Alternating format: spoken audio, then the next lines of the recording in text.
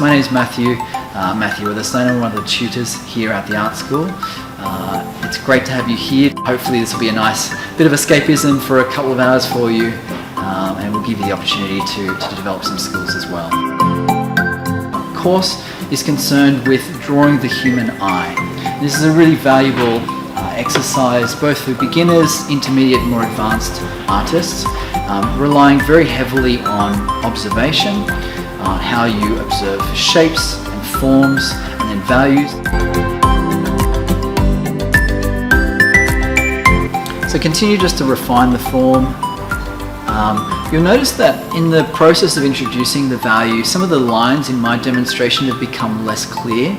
I actually don't mind losing those lines to some degree, so that then using the value that I've established, I can refine them more accurately.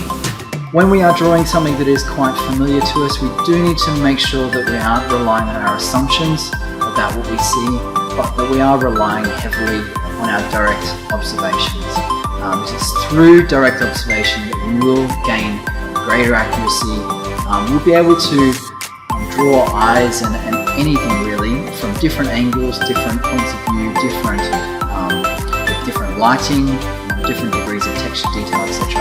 As long as we focus on our observation and use that observation to guide us in our drawing.